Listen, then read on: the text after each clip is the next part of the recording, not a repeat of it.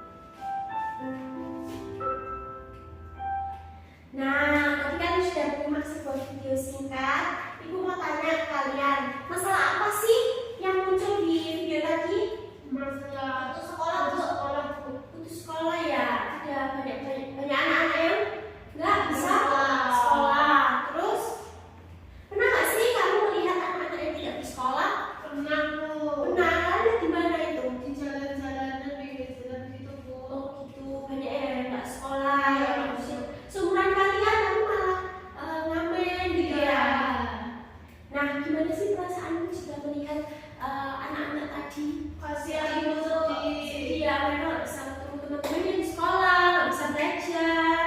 Nah, menurut kalian sih apa tuh yang bisa dilakukan sama masyarakat atau pemerintah buat membantu anak-anak ini sih?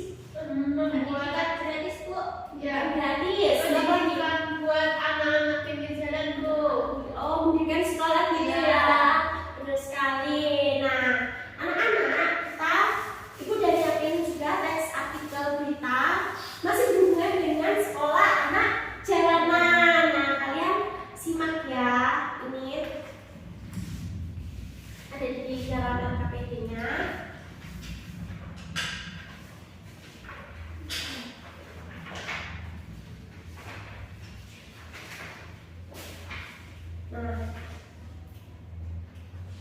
Nah, nanti tugasnya adalah mencari informasi dari teks artikel berita.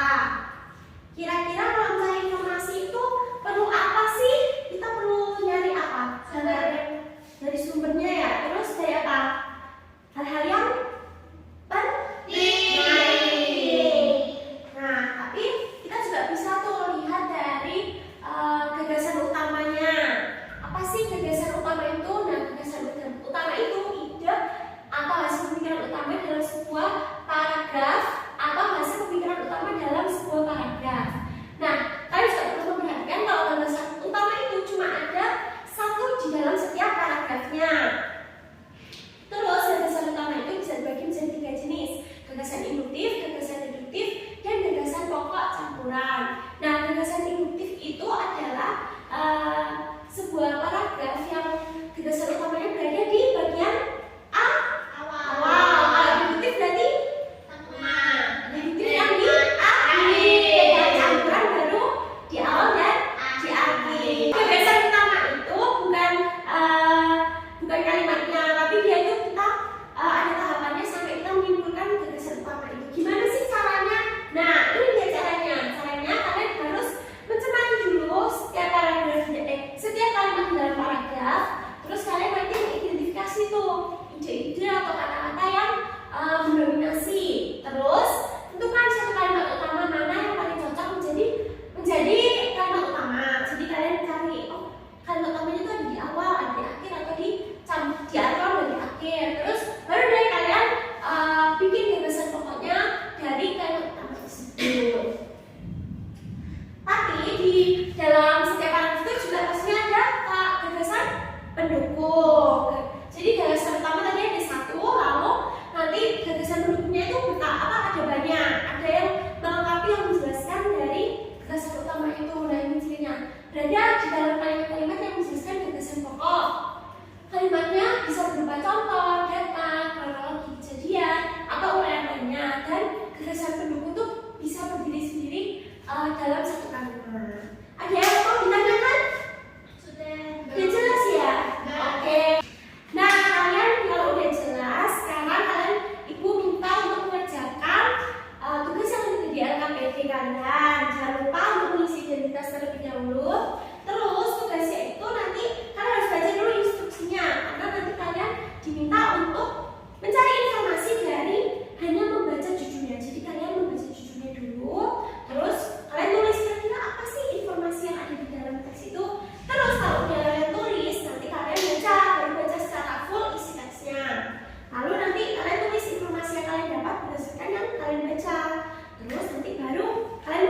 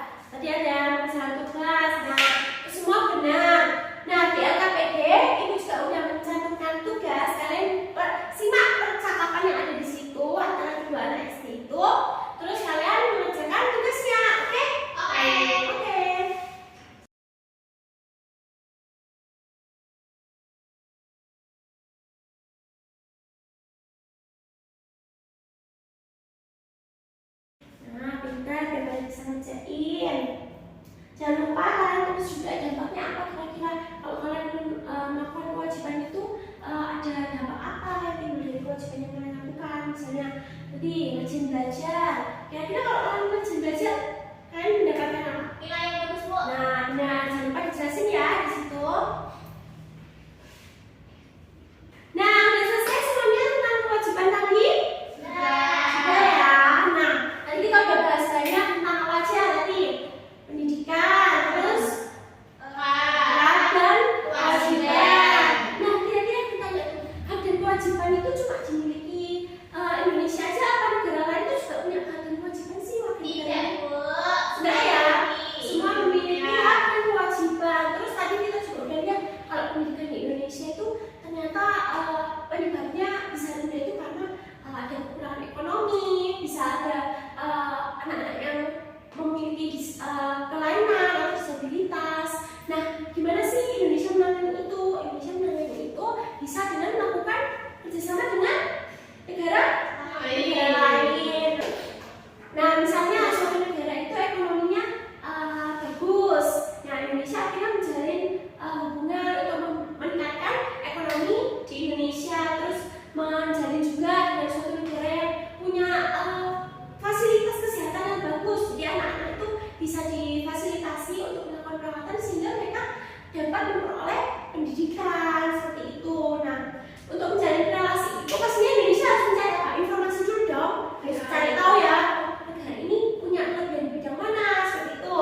Kira-kira gimana sih mencari informasi dari sebuah negara?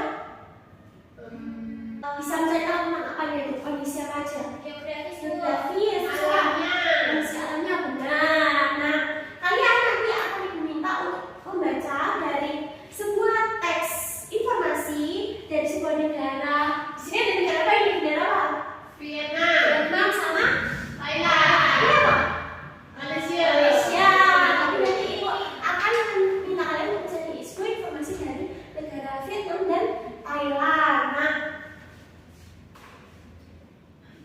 Nah, kalian kalau untuk mencari sebuah informasi, tadi kan udah tahu tuh caranya, mencari gagasan utamanya, cari gagasan pendukungnya. Terus kalian juga bisa menggunakan sebuah teknik membaca, yaitu membaca penindai. Nah, ini caranya.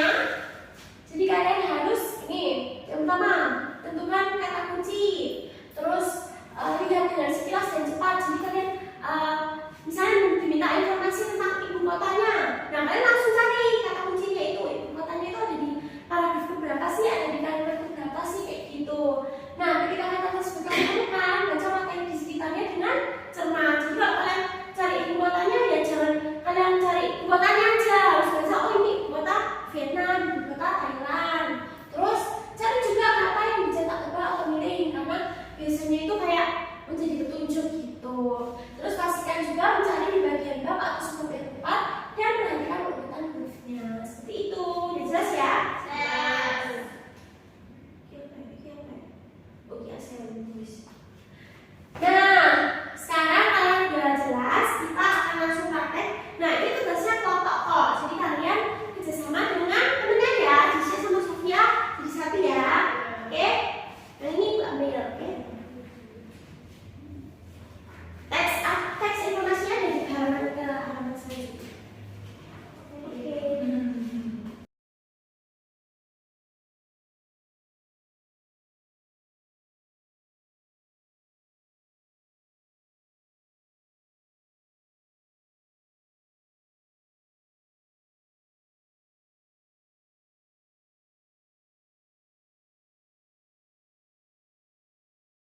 Nah, negara apa sih yang tadi Ibu suruh cari informasinya?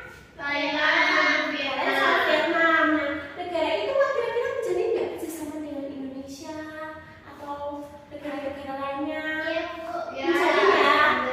Nah, negara-negara itu menjalin kerjasama dengan Indonesia. Mereka itu berada di sebuah benua Asia Tenggara. Kira-kira kerjasama apa sih yang terjadi di antara negara-negara di Asia Tenggara itu? ASEAN, Bu. ASEAN ya.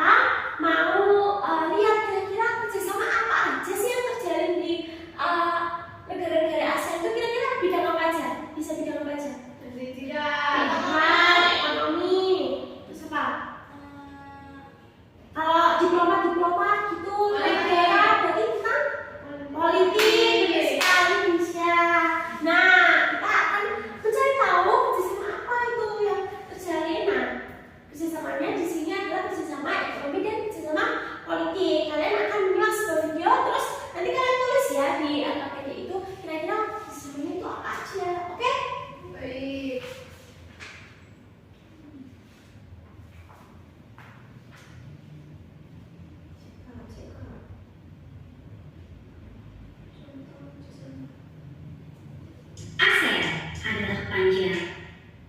Langsung aja satu gitu.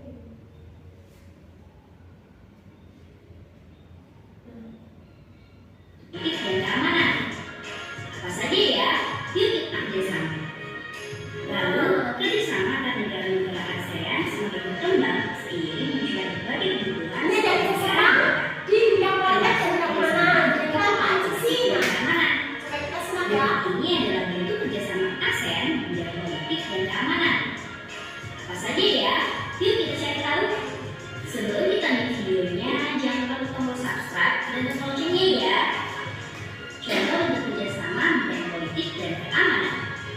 Tujuan kerjasama bidang politik dan keamanan adalah untuk menciptakan keamanan, stabilitas, dan perdamaian di negara-negara ASEAN. Kerjasama di bidang politik menciptakan ASEAN Regional Forum untuk membahas kasus-kasus terkini yang menjadi perhatian ASEAN. Beberapa contoh nyata kerjasama politik dan keamanan ASEAN adalah 1. Traktat Bantuan Hukum Timbal Balik di Bidang Pidana atau Treaty on Terrorism atau ASEAN Convention of Counter-Terrorism. 3. Pertemuan para Menteri Pertahanan atau Defense Ministers Meetings yang bertujuan mempromosikan perdamaian dan stabilitas kawasan melalui dialog serta kerjasama di bidang pertahanan dan keamanan. 4. Penyelesaian sengketa laut China Selatan. Apakah apa saja bentuk kerjasama ASEAN ini? Nah, udah simak kalian? Udah tahu kerjasamanya politik dan keamanan Nah, itu ini apa dia aja? videonya. Jangan lupa like. Udah ya? Oke, selanjutnya ada kerjasama di bidang ekonomi.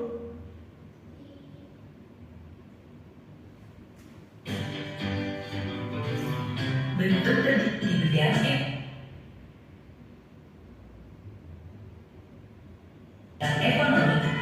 1. Serta usaha mikro kecil dan menengah atau sering dikenal UMKM.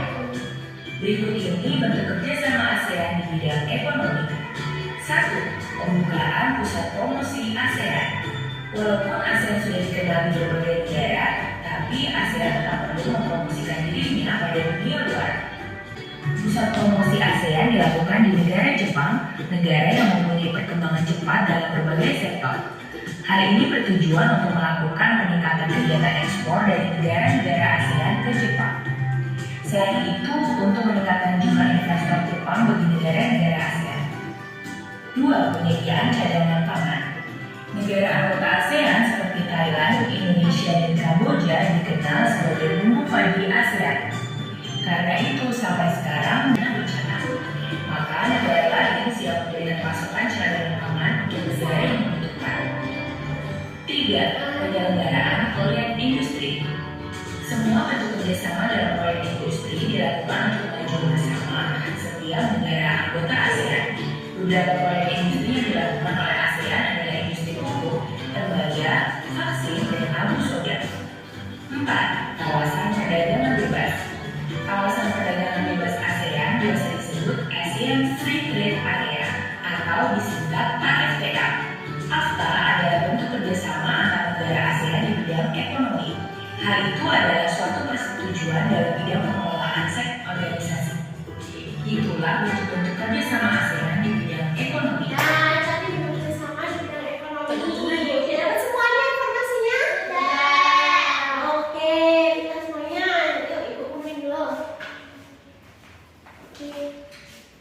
Nah, kalian sekarang membuat refleksi. Pertanyaannya itu, apa aja yang kalian belajar hari ini? Terus, mau nggak sih kalian melakukan hak dan kewajiban semua, melakukan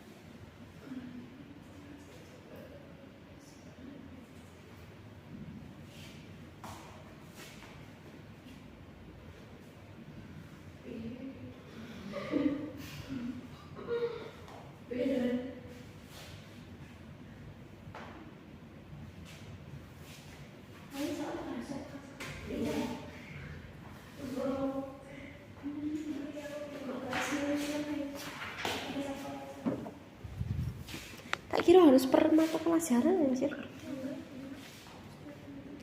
Cinta. Cintanya.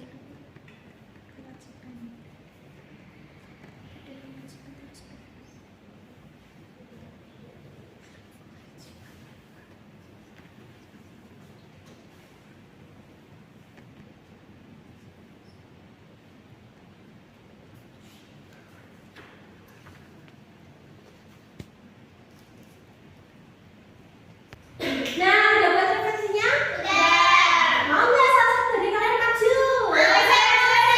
Saya dulu, Sofia. Coba cerita ini refleksinya gimana? Jadi teman-teman, hari ini kita belajar tentang negara ASEAN, hak dan kewajiban kita, hak dan kewajiban sebagai warga negara. Nah, di sini saya mau melaksanakan hak dan kewajiban karena kegiatan tersebut atau melaksanakan hak kewajiban itu dapat memajukan Indonesia. Seperti itu, Bu. Oke, benar.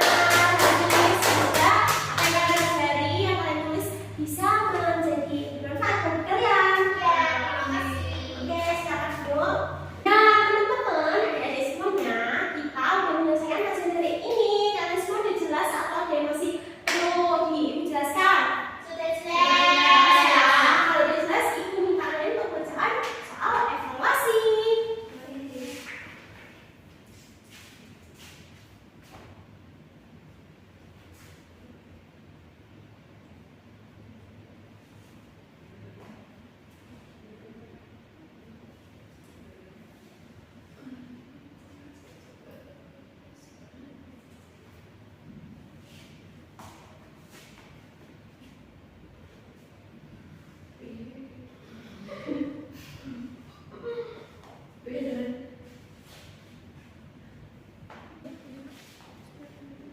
Cinta.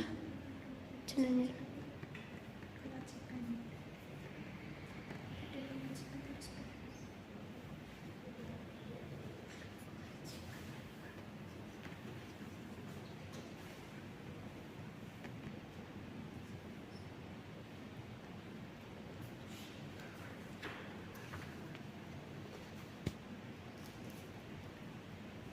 Nah, Nana, udah selesai jadi soal evaluasinya? Oke, kemudian sini ya. Oke, kembali kita udah selesai. Kira-kira ada ya enggak yang masih kurang jelas? Sudah semuanya ya. Nah, Ibu mau memberikan sedikit kesimpulan. Jadi tadi kita udah belajar apa aja tentang pendidikan di Indonesia. Ternyata pendidikan di Indonesia itu masih kurang, masih banyak anak-anak yang belum mendapatkan sekolah.